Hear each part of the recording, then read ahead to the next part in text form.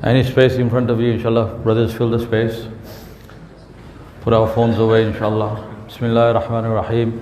Alhamdulillah. Alhamdulillah. Alhamdulillah. Nahmaduhu wa nasta'inuhu wa nastaghfiruhu wa nu'minu bihi wa natawakkalu alayhi. Wa na'udhu billahi min shururil anfus wa min sayyatil a'mal. Man yahdihillahu fala mudilla lahu wa man yudlilhu fala hadiya lahu. Nashhadu an la ilaha illallah wahdahu la sharika lahu.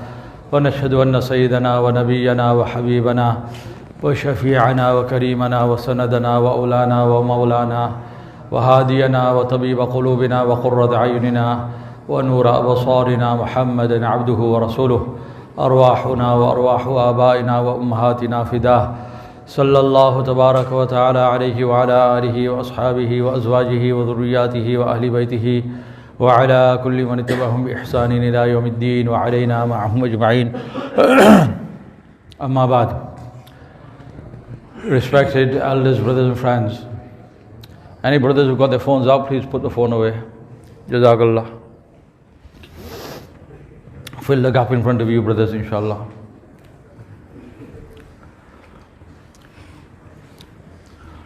Once some brothers, before the Christmas holidays, went for Jola, went for Gasht. They were trying to formulate a jamat to go out in the holidays. So they went to one youngster and they said to him, they encouraged him, he said, come with us. So he said, I can't. Why can't you? He said, I've got exams. So they encouraged him more and they said, inshallah, you'll get more done in jamat. Bring your books with you. As Hafiz Patel Sahib Rahmatullah used to say, studies may be first, tabligh may be first. We should be exemplary students, excel in our fields and excel in our deen also. Don't commit to one at the expense of the other. That is what an exemplary Muslim is. So they encouraged him, they said, you can take your books with us and this is how we passed our exams, you can revise in Jamaat. So he kept making excuses and then he said, you understand, I've got finals. And then he used a term which we often use. He said, I'm cramming for my finals. Yes, we use that term, don't we? Brothers, are you with me? Do we use that term or not? Cramming for my finals. Meaning I'm trying to, in a short amount of time, trying to get as much information in as possible. I'm cramming for my finals, he said. So one of the brothers, he said, what do you think we're doing? What do you think we're doing? We've also got finals coming up, all of us. And Tablighi, this effort that we're making, is cramming for our finals. We're preparing for our final exam. Rasulullah sallallahu alaihi wasallam said, "La yazalu qadam ibni Adama yawm al-qiyamati hatta yusalu an khams." No person on the day of judgment, male, female, young, old, Muslim, non-Muslim, no one, none of us will be able to move from our place until we are not asked 5 questions. And we do not answer satisfactorily to those questions. The ground will grip the person. An umrihi fi ma afnah. How did you spend your life? Wa an shababihi fi ma ablah. How did you utilize your youth? So the question arises, when you ask me about my life, my youth is included in there. Why are you asking me again about my youth? Why? Because the youth is a very special time in your life. You got a pulse, you got hormones raging, you got strength, you're a gym boy, you've got creativity, you've got the faculty to think. You can do so much. In French there's a saying that the youth don't know and the old aren't able. Jawan jante hi nahi, budhe kar nahi sakte. Meaning when he's young, he's got the energy, he's got the faculties to do something dynamic, make a change, make a revolution. But he's dumb. He doesn't know. He's beguiled by the fake glitter of the dunya. And so he's utilizing, in fact he's wasting his faculties, his strength, his energy, his time behind trivial pursuits. खाना नहीं खिलाना था ना फिर मुझे.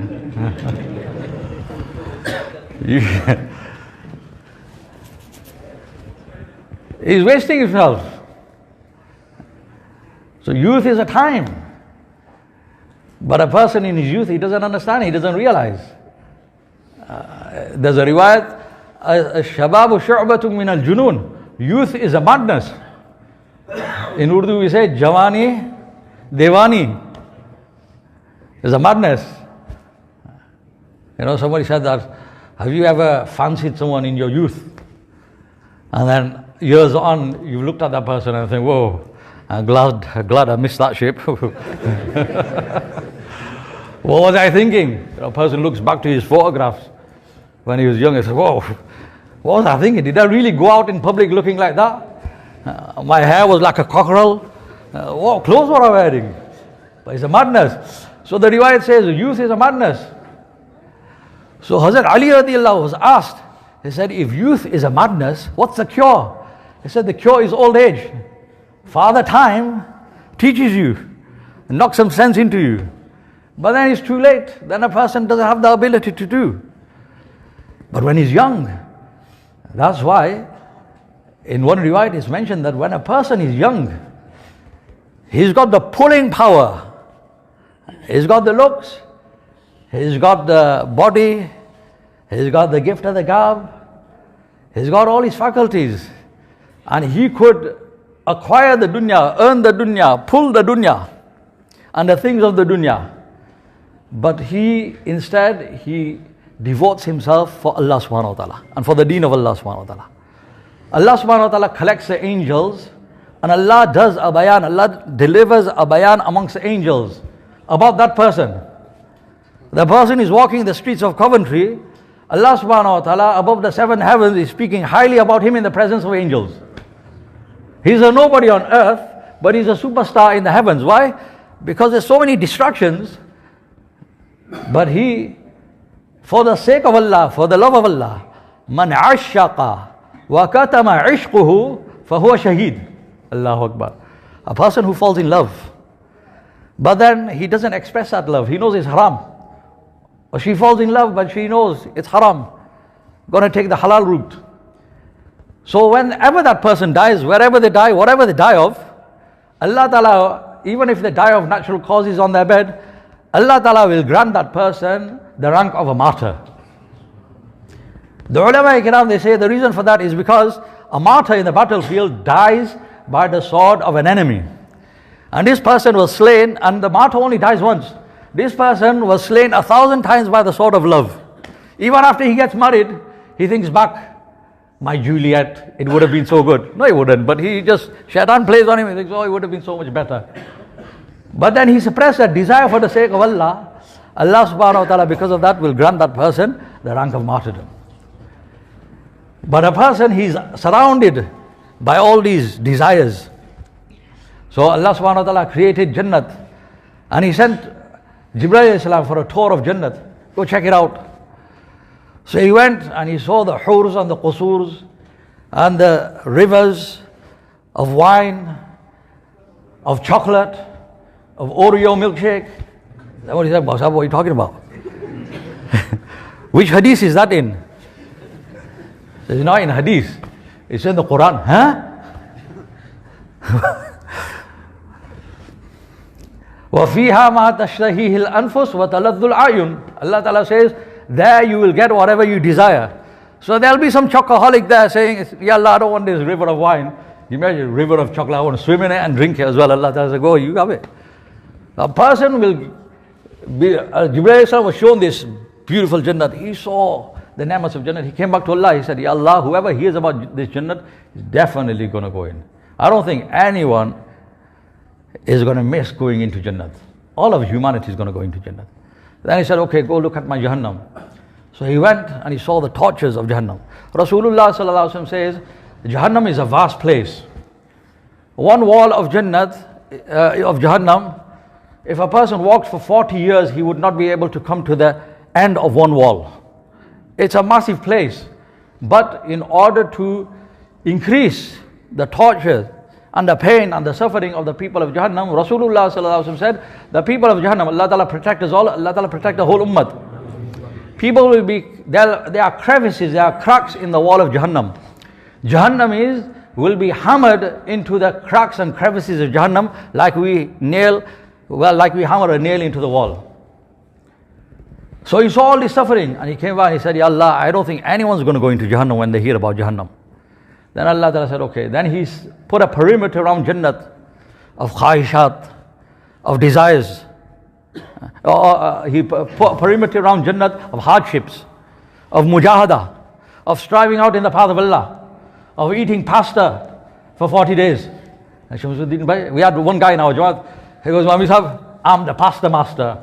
I said, can you not make anything else? Every day pasta. But a person, he has to undergo those hardships, sleeping on the floor, leaving the friends, leaving mom and dad, and leaving the mobile phone. Any brother who's sitting here who's making intention to go for 40 days in the summer holidays, Allah Ta'ala give us all the tawfiq. My sincere advice to you, don't take your phone with you. And if you don't believe what I'm saying, then ask the veterans in your masjid. Ask them. Because many people sitting here, the youth, you've never seen a world without mobile phones. So you don't know what it's like. How nice it is without the mobile phone. Somebody said, a grandson said to his granddad, he said, Dada, in your time when you didn't have mobile phones, what did you guys do? He said, we prayed the Quran, we did zikr, we visited the sick, we looked after our neighbors, we looked after our parents, we played outside, gilli danda, cricket, we did all sorts, all the things you don't do, we did, we had a life. But in particular, when you strive out in the path of Allah, leave your phone at home. In fact, I say to brothers who go for Umrah and Hajj, now they say it's difficult without the phone, and those people who've acted upon the advice, they come back and they say, Masa, I've done 9 Umrahs before. This time I followed your advice. I didn't take my phone. Masa, today I found out what Haram Sharif is. I found out what Umrah is. Somebody who spent many 40 days, then he followed the advice and he didn't take his mobile phone. He said, Masa, first 2 days I had withdrawal symptoms. I said, yeah, I have it as well. I remember last year I went for 40 days. After Ishraq, I'm sitting there, I finished my tilawat and I went like this. like a cowboy. Left it at home. But then afterwards, after a few days, you realize, MashaAllah, life's so much better. And you're connecting to Allah subhanahu wa ta'ala. Our mobile phones connect us to the makhluk. And it's not got us anywhere. And the amals connect us to Allah. And that will get us everywhere. So Allah Ta'ala give me all of us a tawfiq. So Jannat was surrounded with hardships, mujahada, striving out in the path of Allah, which we don't want to do. We want the easy life. Take it easy. So when Jibreel Islam saw that, he came back to Allah, he said, Ya Allah, I fear no one's going to go into Jannat now. Some years ago, I finished madrasa and I was feeling okay, but I wasn't hungry. So I said to my wife, she said, what will you have? So I said, I'm not eating. So just give me some hot milk. So I had this hot milk with a bit of badam and that in it, and then I went to sleep. I was feeling okay. Just as I was falling asleep, I woke up, I had the urge to vomit. I jumped out of bed, put my head in a bin, and I spewed out my insides. Now, because I'd been hungry all day, and because I'd not had anything except the milk took ages coming out. I thought I was going to die there. Huh? You know how it is, you've probably been through it, when your stomach's empty and you're vomiting and you think, my eyeballs are going to fall out with this vomit now, I'm going to die, my roof's going to come out. So I'm like this, for about 20 odd minutes or something, I was like, over the bin. Eventually, wiped all the vomit and washed myself and wiped the sweat, and then I'm lying in bed. Now I can't fall asleep.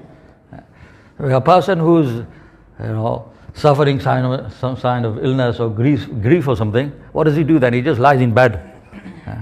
Dukhyara admi jo hota hai, they say a person who's in grief, he becomes a philosopher. Like one Ustad said to his students, he said, by all means you should marry. Somebody said, one of the students said, nowadays you get so many divorces and it's so messed up and people are messed up and we shouldn't marry. He said, no, marry, by all means, marry. He said, if you get a good wife, you'll be happy. If you get a bad wife, you'll become a philosopher. Because the person in his grief, he's always thinking. So I'm there lying in my bed, I'm just thinking, I can't fall asleep. I'm thinking. Then this thought came to me. Allahu Akbar. I thought to myself, this milk, it was only inside me for about an hour or so. And to take it out almost killed me. So painful. What is going to happen to me when I am dying? When my ruh has been inside me for half a century or more. And in the hadith it says, ruh jism ke saath chipak jati hai. the ruh becomes attached to the body. In one riwayat, Rasulullah sallallahu alaihi wasallam said, when Malakul Maut comes down for the sinner doesn't want to go because he's not made a preparation. So his ruh escapes into the furthest part of his body, goes into his toes. And Malakul Maut, the angel of death, has to dive into his body and drag out the ruh from his feet. And he stops it in different locations in order to extend his suffering. Allah Ta'ala protect us all. So I thought to myself that this milk was only inside me for half an hour, 1 hour, and yet taking it out was so difficult. What is going to happen to me when my ruh? Just think about that, brothers. Is that not true? Not only does the body become attached, the ruh become attached to the body, but also what happens? We become attached to the silliest of things. My orthopedic mattress. Masa, I can't go for 40 days, my orthopedic mattress.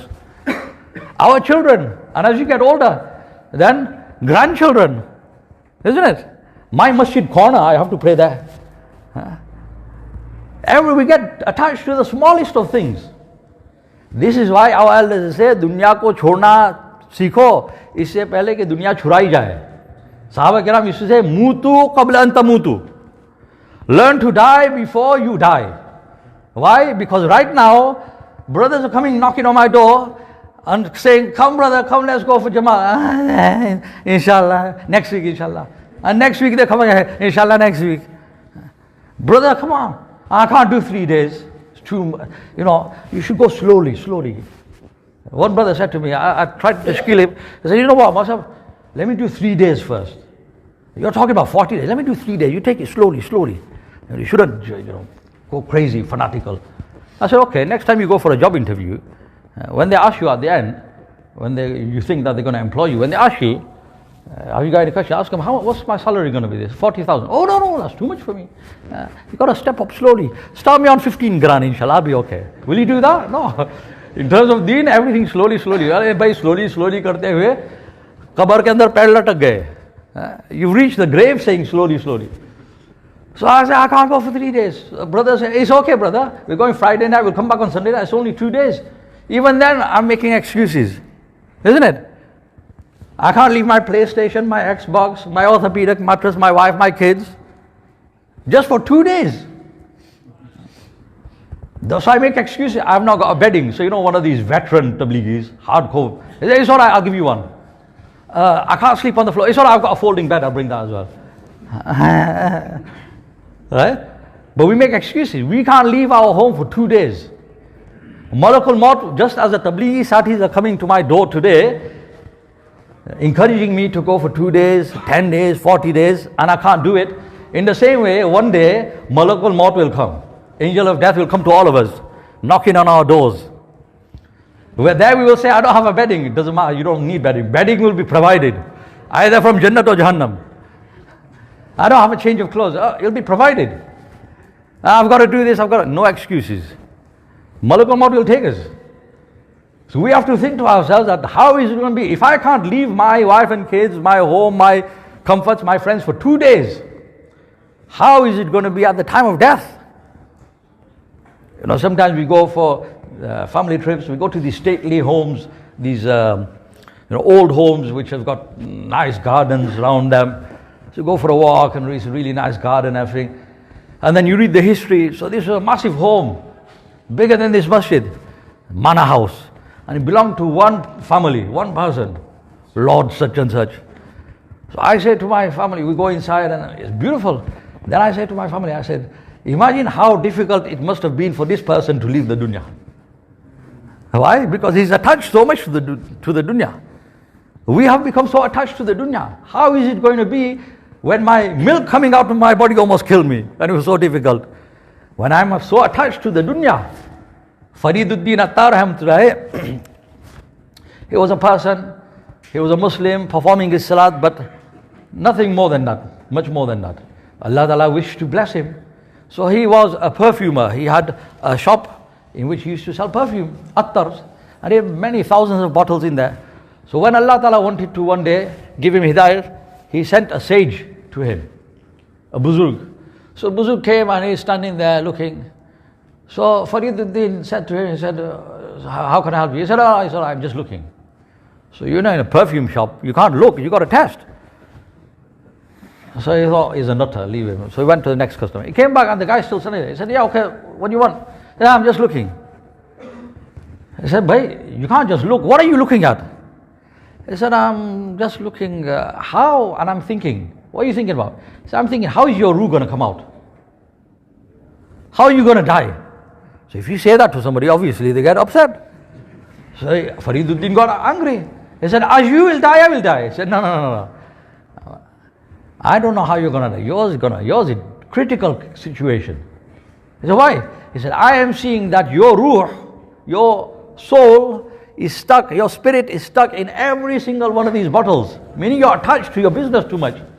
When Malakul Maut comes, he's going to have to pull out your ruh from every single bottle. It's going to be so difficult. So Fariduddin got angry at him.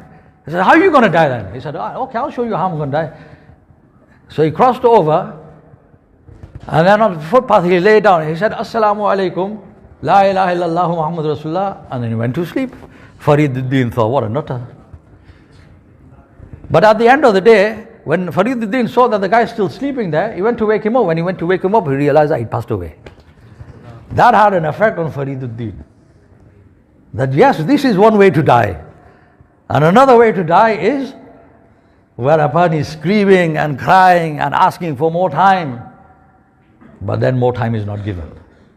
So respected brothers and elders, the point of our ijtima, as our elders have been saying all day today, is not just that we come together, we meet friends, and we say, mashallah, we had a massive congregation, the weather was nice, the talks were good, the food was even better. And that's not the point. The purpose of these gatherings, we have almost every year.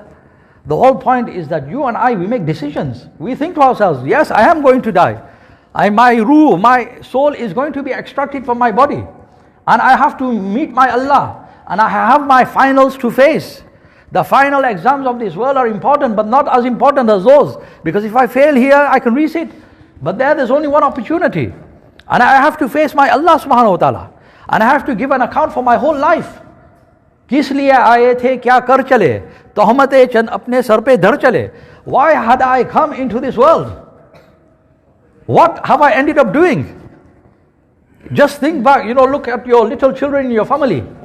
Ramzan's just passed. Look at what enthusiasm they kept rosas with. When parents don't wake them up for Sahri, they have a tantrum the next day. In schools, non-Muslim teachers say, these Muslimic parents, they're so cruel, they force their children to fast. Sometimes I have to step in. I said, I've yet to meet a Muslim parent who forces their minor children to fast. Yes, when they get to year 9 and they go a bit doolally, then you have to force them a little bit. But when they're young, they do it enthusiastically. Why? Because their hearts are pure. So when you were that age, how much purity was there in your heart? How eager were you to come to the masjid? How eager were you to pray the Quran? How eager were you to go to the house of Allah? You used to see people going out in jamat and you had aspiration, inshallah, one day I'm going to be like that. But now what's happened to us? Then we went out after our GCSEs, then we went out into the big bad world and the fake glitter and the dazzle of the dunya. It tricked us. And we saw success there. But Allah Ta'ala has not kept success there. But we're looking for it, like the man who was on his all fours outside his house, looking for something. So somebody going past asked him, he said, what are you looking for? He said, I've dropped my key. He said, yeah, I'll help you find it. I'll help you look for it. He said, oh, Jazakallah. So now 2 of them crawling around. Then somebody else going past, said, why, what's going on? He's lost his key. Here, let me help you. 3 of them, 4 of them. Eventually 5th one joined him. 5 guys crawling around, no one can find it. Then somebody asked him, brother, tell us, whereabouts did you drop your key? He said, I dropped it in my house.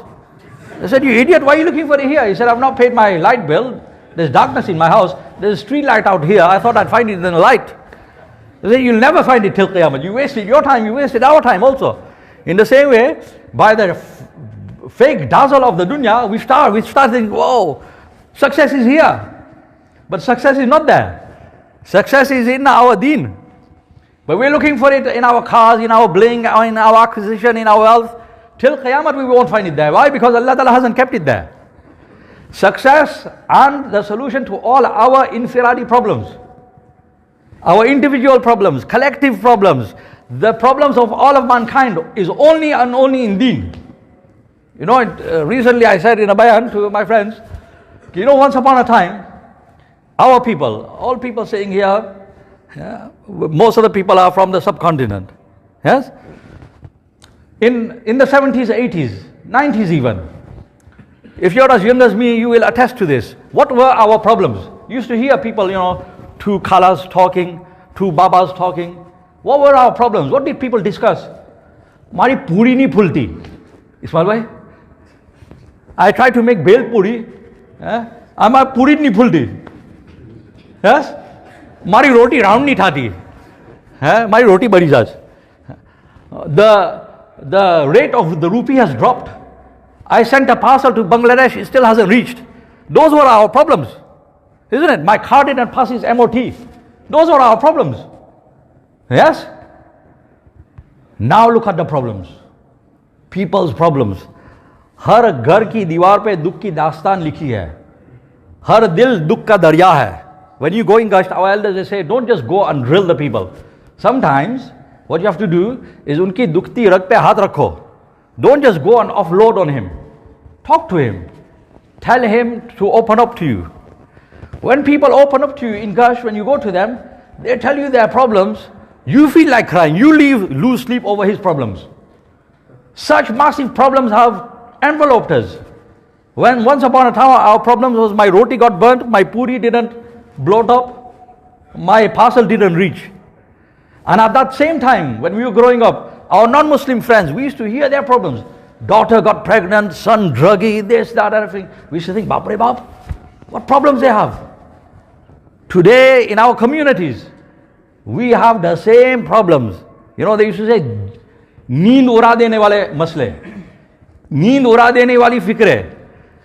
मैं कहता हूं कि भाई ये तो ऐसी फिक्रे है कि रूह उड़ा दे. Such problems, such anxieties, such calamities are befalling people that it kills a person. So many people have died. Heart attacks. Son broke his heart, daughter broke her heart. The same problems that were on the non-Muslims are coming into our communities. Why? When our problems was my puri, my roti, my parcel, my rupee. Why? Because we have adopted their ways. So when we adopt their ways, you got to go with the whole shebang. The whole package comes. The good and the bad and the ugly. So you want to follow their ways. So then all the problems are going to come, and they are coming, and they have come. So how do we escape that? Come back. Make a U-turn. Come on to Deen. Why? Because Deen has a solution to all our problems of the dunya and the akhirat. I'll give you an example. Hazrat Hafiz Patel Sahib, one time, he was in one ijtima, and a non-Muslim came, and he was from the government think tank of youth engagement. He was non-Muslim. So somebody bought him, so he came to meet Hafiz Sahib. Hafiz Sahib asked him, what do you do? So he said, I'm in a government think tank where given funding. He said, what's your purpose? He said, youth engagement. He said, what does that mean? He said, you know, the government is seeing that youth crime, knife crime, drug crime, all these problems are prevalent in the youth. So how to keep the youth off the streets and out of these bad and evils?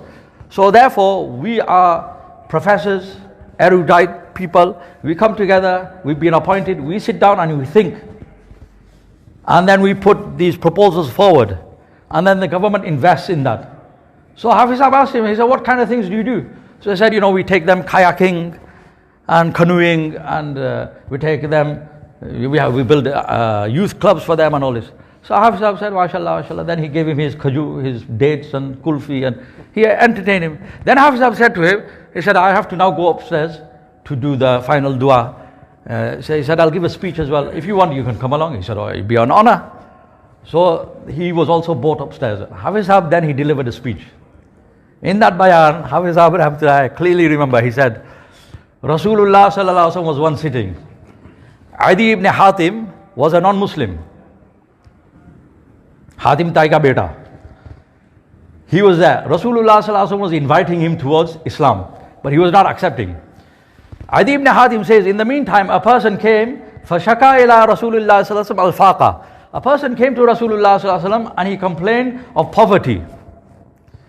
He said, after some time, another person came, فَشَكَى رَسُولُ اللَّهِ صَلَّى اللَّهُ عَلَيْهِ وَسَلَّمَ قَطْعَ السَّبِيلِ, and he complained of insecurity. We're getting robbed. Highwaymen, marauders are robbing us. So Rasulullah sallallahu alaihi wasallam, after some time, turned to Adi. He said, "Oh Adi, listen to this very carefully, brother. It's beautiful. Darya ko kuze mein bhar diya." This is the gist of our deen. If we understand this one hadith, we understand our deen, and we will do something for our deen. He said, "Oh Adi, ata'arifu al-Hira?" He said, "You know Hira? Have you been to Hira?" Now, Hira is in Iraq, south of Kufa. It's about 1,000 miles from Makkah. Even now, if you want to go to Hira from Makkah, it takes you 20 hours in a car. He said, "You know, have you heard of Hira?" He said, "Ata'arifu al-Hira? Qad sami'tu biha wa lam araha." He said, "I've heard of the place, I've never been there." So Rasulullah sallallahu alaihi wasallam said to him, "In talat bika hayatun la tarayanna al-dha'inata tartahilu min al-Hira hatta tatufa bil-Ka'bah la takhafu ahadan illallah." He said, if you live long enough, O Adi, you will see that a young girl, and according to one riwayat, ordained in her jewelry, clad in her gold, she will travel from Hira, and she will come and perform Umrah or Hajj, and she will not fear anyone but Allah subhanahu wa ta'ala. Now you have to understand the demographics, the map. Hira is up here in Iraq, then there's Medina, then there's Makkah. If you wanted to come from Hira, you had to pass through the place called Ha'il, where Adi ibn Hatim and his tribe lived. Adi ibn Hatim's tribe had a speciality. Every tribe has a speciality. They were marauders, highwaymen, bandits, dacoits, dakus. So anybody who traveled through the vicinity, they would get robbed. So nobody would dare travel on their own. People would travel in their caravans and they'd be armed to their teeth. Even then they'd get robbed and stripped naked. So here Rasulullah sallallahu alaihi wasallam is saying a young girl will travel. Socho bhai, Allahu Akbar. A young girl will travel on her own. There were no Holiday Inn, travel lodge in those days. So she would just light her fire and camp out in the open under the stars. So anything could happen to her. But Rasulullah sallallahu alaihi wasallam said she will travel from there, she will come here, she will perform tawaf, she will go back, she will not fear anyone but Allah. فَقُلْتُ فِي مَا بَيْنِي وَبَيْنَ نَفْسِي. Adi radiallahu anhu said, I'm scratching my head, I'm thinking to myself, I said to myself inside, فَأَيْنَ دُعَارُ تَيِّن الَّذِينَ قَدْ سَعَرُوا الْبِلَادِ. In Urdu it sounds better. मेरे कौम के डाकू कहाँ मर गए होंगे? What about the marauders of my tribe? They're barbarians, they're junglis, they're dacoits. They've caused havoc in the land. Where will they have gone? How is it ever possible for any young girl, let alone dressed in her gold, in her finery, to travel and not get robbed and raped and killed? I thought to myself, what's he talking about? How can that happen? What does that mean? Rasulullah sallallahu alaihi wasallam was predicting security, peace. When they say end world wars and everything, this is what he was talking about. So much peace will reign that this is what will happen. Adi ibn Hatim said, that just knocked me for a six. I couldn't understand it. He said, I was still reeling from it. And then he said, In talat bika hayatun. Oh Adi, I'm not finished yet. If you live long enough, latuftahunna kunuza Kisra. You will live to see political upheaval and revolution. That the Sasani Persian Empire will be conquered. I said, what Karoj? Which Kisra are you talking about? The only Kisra I know is Kisra min Hormuz. That's not possible. It's Kisra min Hormuz. Rasulullah sallallahu alaihi wasallam said, Kisra min Hormuz, the very same. I said, a great empire that was afflicting the people, atrocities on the people, oppression of the people, they're going to be wiped out and changed with a better regime. He said, I couldn't get I was still reeling from it. And Rasulullah sallallahu alaihi wasallam said, In talat bika hayatun. I'm not finished yet. He said, if you live long enough, لَتَرَيَّنَّ الرَّجُلَ يُخْرِجُ مِلْءَ كَفِّهِ مِنَ الذَّهَبِ أَوْ فِضَّةِ.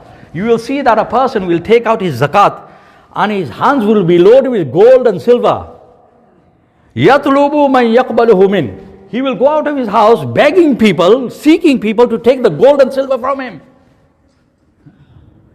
لَا يَجِدْ أَحَدًا يَقْبَلُهُ مِنْ. He won't find a single person who will take it from him. So what does that mean? Financial security.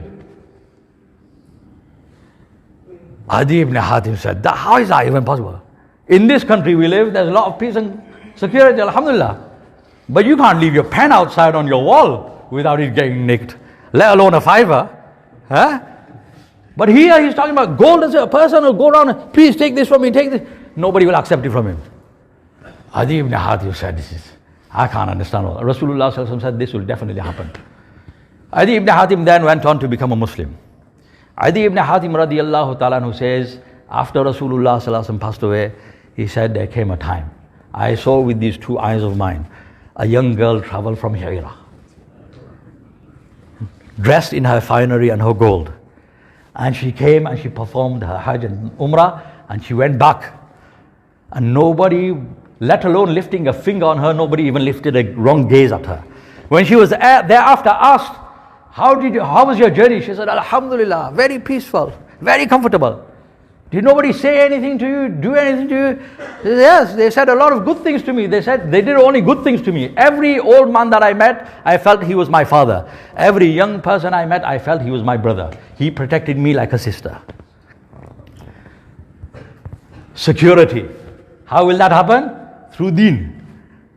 That's what Rasulullah sallallahu alaihi wasallam predicted, and that's exactly what happened. And Hafiz Sahib Rahmatullah was predicting again that look, all this investment and everything is not going to get you anywhere. The only solution is Islam. Second thing, political revolution. Good people coming in. Hukam ko galiyan mat do. Hafiz Sahib Rahmatullah always used to say, don't curse your leaders. Isliye ke wo tumhare amal hai. Because they are your amals. Your amal are corrupt. So therefore bad and oppressive rulers come over you. But when Muslims will reform themselves, as one of our brothers says, when Muslims will become Muslims, the whole world will become Muslim. When we become proper, everyone will become proper. So Rasulullah sallallahu alaihi wasallam predicted that. And the third thing, financial stability.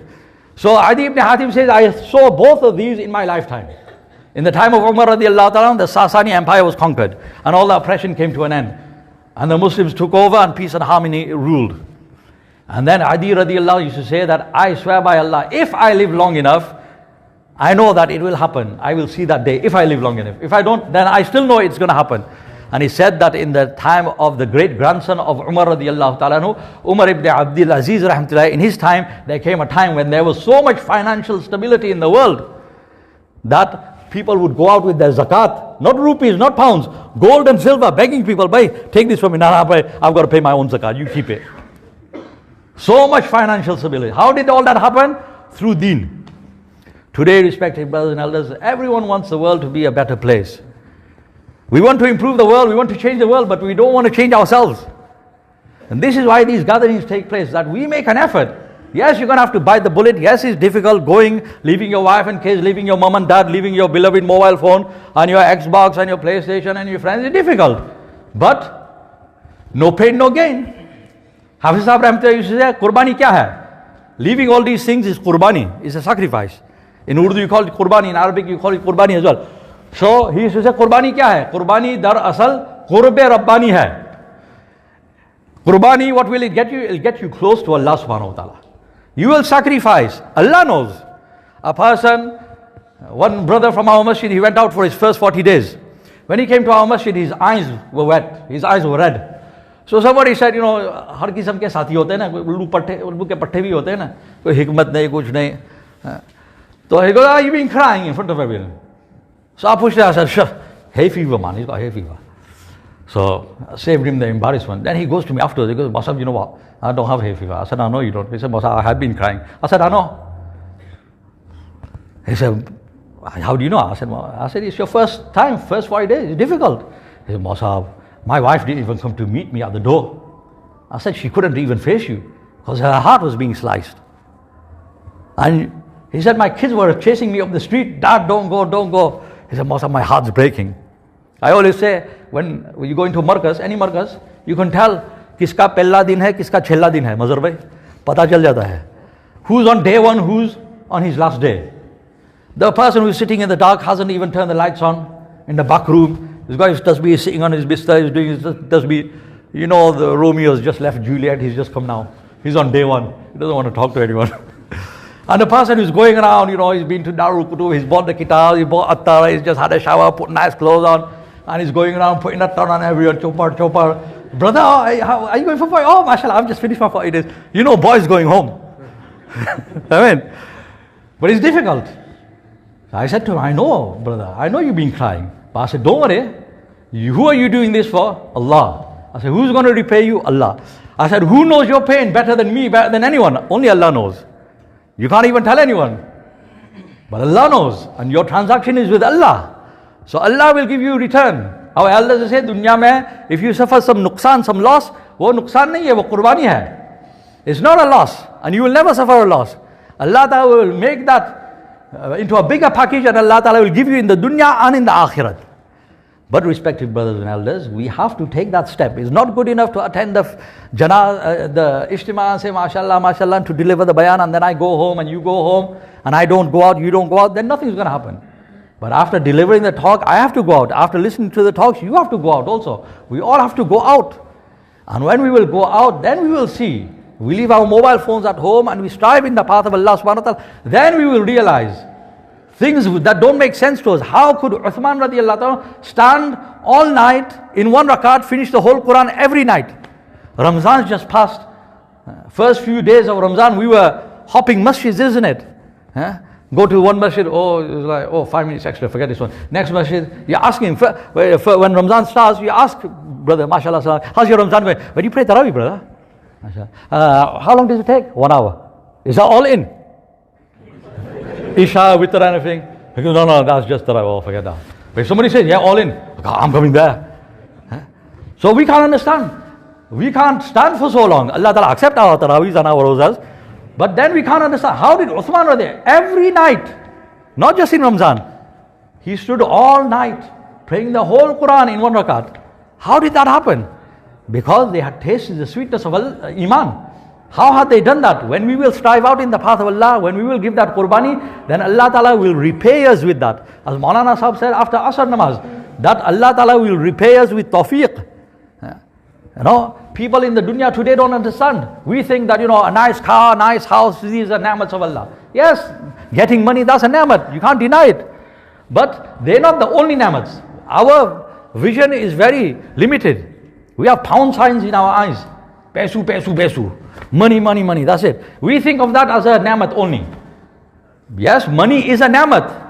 A good house, big house is a ni'mat. But they're not the only ni'mats. There are ni'mats bigger than that. People say, what's a bigger ni'mat than £1 million? Oh, there's many. There are many ni'mats bigger than £1 million. Money is a ni'mat. But this is the lowest form of ni'mat. Why? Because Allah Ta'ala gave dunya and plenty of dunya to Firaun, Qarun, Haman, Shaddad, Ubay bin Khalf, Abu Lahab, Abu Jahl. They got plenty of dunya. But there are other ni'mats which are higher than that. A sweetness in your namaz, an engagement in your salat, enjoying your dua, enjoying praying the Quran. About one buzurg is written that every day he would spend 8 hours in dua. For us, 2-3 minutes, and we wind the bobbin up. In one masjid I went, Maulvi Sahib used to do long dua. I said, Maulvi Sahib, you're doing dua, people are picking their nose. people, Amin. We've not tasted the sweetness of namaz. That's a greater ni'mat. On the one hand, I get £1 million. On the other hand, I get the tawfiq to pray tahajjud salat, which is a greater ni'mat. Ask yourself, if you're thinking £1 million, inshallah, I'll get tahajjud sometime as well, but £1 million, inshallah, very good. Then our iman is dodgy. But if I'm thinking, no, this is what I have to aim for. These are real ni'mats that we have to vie for. So brothers, in order to acquire that sweetness and to taste the flavor of our namaz, and to taste the flavor of zikr and all these amals, and to taste the flavor of Quran tilawat. One Maulana, I'll give you a last example. One Maulana, he said, I had to deliver a bayan in a masjid, Jummah bayan. So he said, after I prayed my Fajr Salat in my masjid, And then the other masjid where I had to deliver, the Jummah masjid, it was far. So I asked somebody, one of my students, can you drop me off? He said, you know what it is. So after Fajr namaz, he took me. So I said, instead of dropping me off in the main masjid, there's another masjid close by. He said, just drop me off there. So he said, I went there. It was quiet, no one was there. I thought to myself, I've got, a good 6 odd hours for Jummah namaz. So he said, I thought, what can I do? Now, us people, what do we do? Bismillahir Rahmanir Rahim. Mobile phone. That's why in our masjids before they used to have tasbeehs hanging everywhere. You still got some, mashallah, here. In many masjids they've removed. Why? Because nobody's using them. When a person comes to the masjid, he's got time. Instead of grabbing the tasbeeh of the Quran, he grabs his phone instead. Allah Ta'ala have mercy on us. So he said, what shall I do? I'll pray the Quran. So he said, I started praying the Quran. The sweetness of the recitation, he said, it was so much that I became absorbed in it. He said, I turned the page and I realized that I've only got a few pages left. So I looked up and it was almost time for Jummah Salat. I thought, I'm going to get late for the bayan. He said, I quickly finished and I went. He said, I didn't realize where the time went. Pura Quran pad dala. These are things that you and I have to aim for. Sitaro se aage jahan aur bhi hai. There are other flavors and pleasures in the world which we don't know of, which the Sahaba Kiram acquired. Why? Because they made the sacrifices. So brothers, it's not enough for me to talk and for you to listen. You and I, all of us, must go out in the path of Allah subhanahu wa ta'ala in order to acquire these things. So brothers, inshallah, make your intentions to go out in the path of Allah subhanahu wa ta'ala. 40 days, alhamdulillah, the jamat, the summer holidays are coming up and brothers will be going. So inshallah, make intention for 4 months, 40 days, inshallah. Come brothers.